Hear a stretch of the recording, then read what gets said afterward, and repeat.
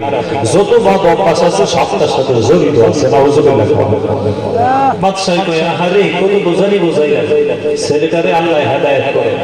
দোয়া যত করে আল্লাহ কয় দাওয়াতুল ওয়ালিদি আলা ওয়ালাদিহি। নবীজির হাদিস, নবীজির হাদিসে এসেছে আমার নবী কয় উম্মত সন্তান যখন আল্লাহর কাছে দোয়া করে মা বাবার জন্য, আর মা বাবা যখন দোয়া করে সন্তানের জন্য, এইগুলি মাওলার দরবারে কবুল হয়। জোরে বল সুবহানাল্লাহ।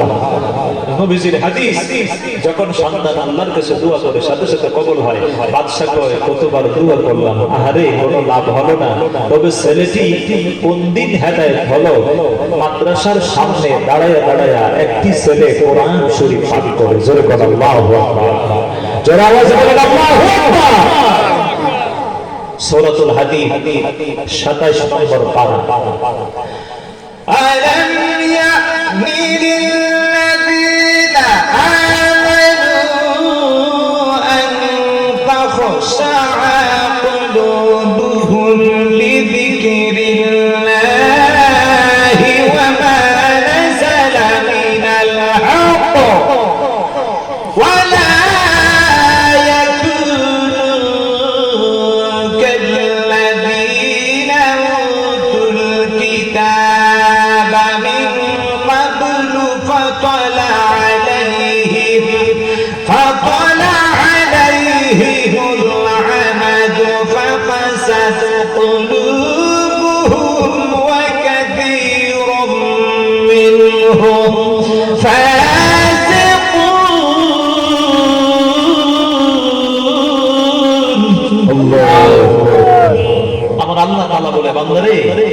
তুমি যে দুনিয়ায় নামাজ ছেড়ে দিয়েছো যুবক, রমজান মাসে রমজান শরীফে রোজা ছেড়ে দিয়ে রেস্তোরাঁয় হোটেলে দরওয়াজা বন্ধ করে পর্দা ঠাঙ্গাইয়া ইচ্ছা মতো দিনে খাওয়া দাওয়া করছো, আল্লাহ জানে কি জানে না?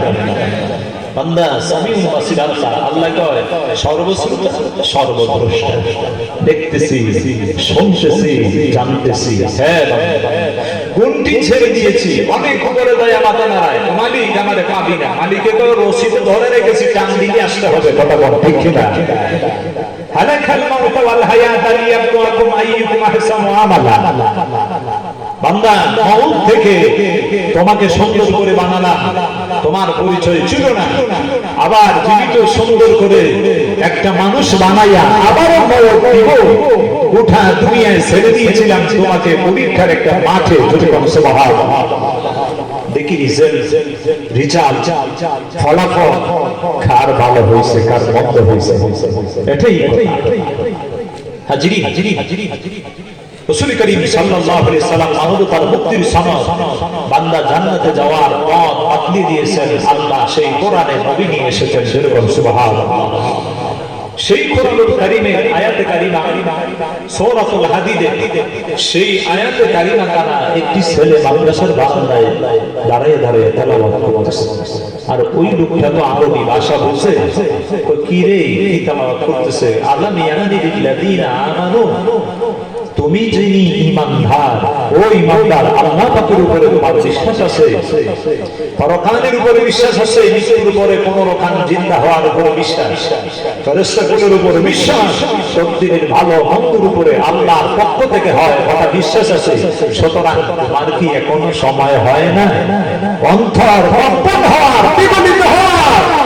আল্লাহর স্মরণে যা সত্য অবতীর্ণ হয়েছে, ওয়ালা ইয়াকুনু কাল্লাযীনা উতুল কিতাবা মিন ক্বাবলু ফাতালা আলাইহিমুল আমাদ ফাকাসাদ কুলুবুহুম ওয়া কাসীরুম মিনহুম ফাসিকুন। আহলে কিতাবীদের মতো অন্তরটা কঠিন করিও না, পাথরের মতো শক্ত করিও না। চোখ দিয়ে অশ্রু ঝরে, এবার মিশন দিয়ে চোখ দিয়ে ঢালা ঢালা পানি ছেড়ে দাও। আল্লাহর ভয়ে খাশিয়াতিল্লাহ তারলিহি ওয়াজহা। রাসূল করিম সাল্লাল্লাহু আলাইহি সাল্লাম আয়াত নবী বলেন, এ আমার উম্মত, মাসালা যুবাব একটা ছোট্ট মাছির মাথা পরিমাণ, ছোট্ট মাছির মাথা পরিমাণ চোখ দিয়ে যদি জল বাহির হয়, আর সেই জল দিয়ে আল্লাহ তাআলা জাহান্নামের আগুনটাকে বন্ধ করে দিবে। সুবহানাল্লাহ। মায়া নবী, দিনের নবী মাসুবা হাসরের ময়দানে আল্লাহর কাছে ফরিয়াদ করে, আমার ইমানদার উম্মত, তোমারই বান্দা, তবে দুনিয়ার জমিনে অনেক অন্যায় করেছে, অপরাধ করেছে, নামাজ আদায় করে নেই, রোজা রাখে নাই। আল্লাহ গো, আমল ছেড়ে যাওয়ার কারণে কবর জগতে জাহান্নামের আগুন দিয়ে জ্বালাইছে। আল্লাহ আজকে হাসরের ময়দানে ইয়া নাফসি নাফসি কয়, এত কষ্ট করে জ্বলতে জ্বলতে আমার উম্মত আংরা হয়ে গেছে। ঈমানদার, তোমার কি একটু মায়া লাগে না গো আল্লাহ? দুনিয়ায় তবে শুক্রবার দিন মাঝে মধ্যে যায় নামাজ পড়েছে, সপ্তাহে 5 জায়গা নামাজ পড়ে নাই, তবে মাওলা গো ঈদগাহের মুসাল্লায় যায় জামাতে বড় জামাতে নামাজ পড়েছে। এই বাংলাদেশের মাটিতে সোনালাইখা ঈদগাহে এত বড় বিশাল জামাতে যায় শরীফ হয়ে নামাজ আদায় করেছে। ও মাবুদ, মাবুদ গো, নামাজের বদৌলতে তুমি তার জাহান্নামের আগুন বন্ধ করে দাও। আমার আল্লাহ করে না, আমার নবী কয় আল্লাহ রমজান শরীফে মাঝে মাঝে রোজা রাখছে, আবার মাঝে মাঝে সাইরা দিয়েছে। আল্লাহ গো, রোজার ইজ্জতে তার জাহান্নামের আগুনটা বন্ধ করে দাও। আল্লাহ করে না, আমার নবী সাথে সাথে মাওলার কাছে ফরিয়াদ করে, আল্লাহ খাশিয়াতিল্লাহ, তোমার ভয় করে যখন বিরাজ করেছে, তখন দেখেছি চুল দিয়ে পানি ছেড়ে দিয়েছে। নগদ গো তুমি বলেছো চোখের পানি দ্বারা নাকি দুজকের আগুন বন্ধ হয়ে যায়। আজকে আমার উম্মতের চোখের সামান্য পানির ইজ্জতে দুজকের আগুন খানা বন্ধ করে দাও। আমার আল্লাহ বন্ধু গো, থাকো সত্য সত্য কথা, আমি আল্লাহ আমার বান্দার চোখের পানির ইজ্জতে জাহান্নামের আগুন বন্ধ করে দিলাম। সুবহানাল্লাহ। ওই বান্দা বাদশার ছেলে মাদ্রাসার বাস নিয়ে অতিক্রম করে যাচ্ছে, ওই আয়াতুল কারিমা শুনতে দেরি হলো, কিন্তু অন্তরের মধ্যে কম্পন শুরু হয়ে গেল। কে বলছে? আল্লাহ। এখনো কি সময় হয় না? বাবাই কয় কাজে লাগে না, মায়ে কয় কাজে লাগে না। যেই মাত্র কোরআনের সাউন্ড, কোরআন শরীফের তেলাওয়াতের ধ্বনি কানে যায় পড়ছে, ছেলেটা দৌড়ায়া এমনি করে বাড়িতে যায়, সেল থেকে একদিন কোরআন শরীফ নিয়ে রওনা দিছে, বাড়ি থেকে বের হয়ে গেল, হাতে একখানা অঙ্গুর নিয়ে বাইর হয়, চলে যায় জঙ্গলে, উপবাস করে, পেটে কোনো খাবার নাই, কয়েকদিন পার হয়ে গেল। আল্লাহর কাছে ফরিয়াদ করে, আল্লাহ আমার নবী হাত দ্বারা উপার্জন করে খেয়েছে, আমার দাউদ আলাইহিস সালাম আল্লাহর পয়গম্বর, তিনিও হাত দ্বারা কাজ করে খেয়েছে, হাত দ্বারা পরিশ্রম করে যদি বান্দা খায় এটা হবে হালাল। এই জন্য 5-7 দিন অনাহারে থাকতে থাকতে যেখানে পরিশ্রমের লোকগুলো পাওয়া যায়, লেবার পাওয়া যায়, শ্রমিক পাওয়া যায়, মজুরির আড্ডা কাটায় চলে আসলো, ওখানে এসে বসে রইল। দেখি কোন মানুষ আমাকে কাজের লোক মনে করে আমাকে কাজ করাইতে নেয় কিনা। যদি কাজ করাইতে নেয়, সারাদিন মজুরি কাটবো, কাজ করবো, সামান্য হাতিয়ে দিলে তা দ্বারা আমার খাবারের ব্যবস্থা করবো। বলেন সুবহানাল্লাহ।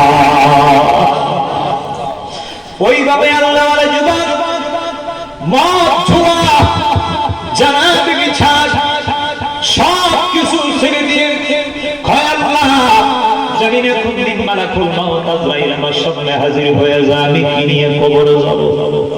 আমার মতো কত যুবক আজকে দুনিয়ায় নাই, আমিও একদিন অন্ধকার কবরে যেতে হবে রে আল্লাহ।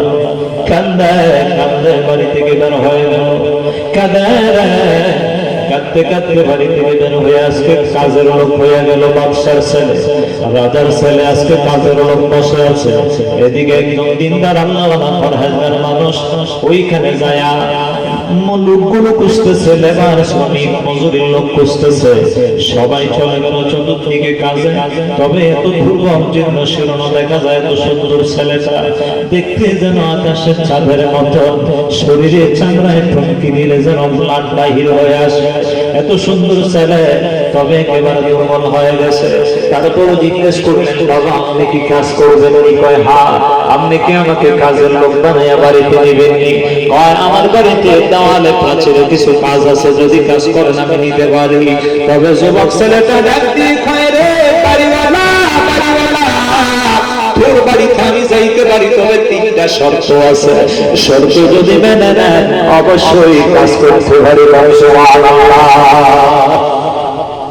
শর্ত কি? নাম্বার 1, আমি আপনার বাড়ি যাবো, কোনো অসুবিধা নেই, তবে কাজ কতটুকু করবো এটা আমার সাধ্য অনুসারে করবো।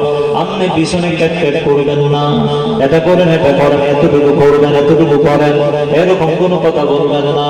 আপনি কি রাজি হবেন? দুই নম্বর শর্ত হলো না হয়তো সদস্যটা হবে।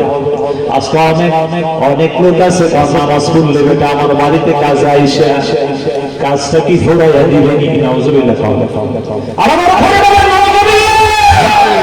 এমন কিছু লোক আছে কিনে নেই, কোন নামাজ যে পড়ছো সময় চলে গেল এই কাজ থেকে ফোড়াইয়া দিবেন। আর এমনি আপনি নামাজও পড়েন না, আরেক বেটা নামাজ আদায় করে ওরে নামাজও পড়তে দেন না। আপনি কোন ধরনের মুসলমান? এইরকম কিছু মুসলমান আছে কিনা? নাই। আল্লাহ যেন এদেরকে হেদায়েত করে, আমিন বলেন। আমিন। 5 ওয়াক্ত নামাজ আদায় করতে হবে। মসজিদ যদি কাছে থাকে মসজিদে পড়বো, আর যদি দূরে থাকে একলা একলা নামাজ আদায় করবো। তবে আপনি আমাকে নামাজে সহযোগ দিতে হবে। তো দিলাম। 3 নাম্বার শর্ত, আপনি আমাকে মজুরি মতো দিবেন, এত টাকা। তবে হ্যাঁ, এই টাকাটা দিয়ে দিবেন, কমও দিবেন না। আপনি যদি আমাকে বেশি দেন আমি তাও গ্রহণ করবো না। সুবহানাল্লাহ। বাড়িতে নিয়ে গেল, 3টি শর্ত সবাইকে নিয়ে কাজ দেখাইছে, দেওয়ালে কাজ করবে, কাজ করছে। সন্ধ্যার সময় বাড়িওয়ালা যাইয়া দেখে এমন কাজ করছে, 2 ছেলে কাজ করলে যতটুকু হয় তার চাইতে আরো বেশি কাজ করছে। সুবহানাল্লাহ। উনি মনে মনে ভাবলেন যে আমি কিছু হেসান করলে হয়তো ছেলেটা খুশি হবে। অনেক সময় আছে ভালো মানুষ, মনসা উদার, আল্লাহ রে ছেলেটা কাজ করছে, ওর ব্যবহারটা ভালো, আচারটা ভালো, ভদ্র ছেলে, 50 টাকা বাড়াইয়া বৃদ্ধি করে দেয়। এবার এইরকম কিছু আল্লাহওয়ালা মানুষ, উদার মনের মানুষ এখনো আছে। তখন ওই মুত্তাকি বাড়িওয়ালা ডাক দিয়ে, বাবা সত্য তো ঠিকই আছে, তবে কিছু বেশি দিলে দিবেননি, তাই না? এটা কখনো হবে না। ছেলে যতটুকু পাওনা এতটুকু নির্ধারিত মূল্য নিয়ে আবার জঙ্গলে চলে গেছে। 6-7 দিনের ভেতরে 1 সপ্তাহের মাথায় যায়া আবার আসবে। জোরে বলো সুবহানাল্লাহ। আবার এই বাড়িওয়ালা দ্বিতীয় দিন মজুরির একটা খানায় যায়, দেখে লোকটা নাই। আবার চিন্তা করতেছেন বাড়িতে আরো সামান্য কাজ করে যুবক ছেলেদের নিয়ে যায়, দেখে যুবক ছেলেটা নাই।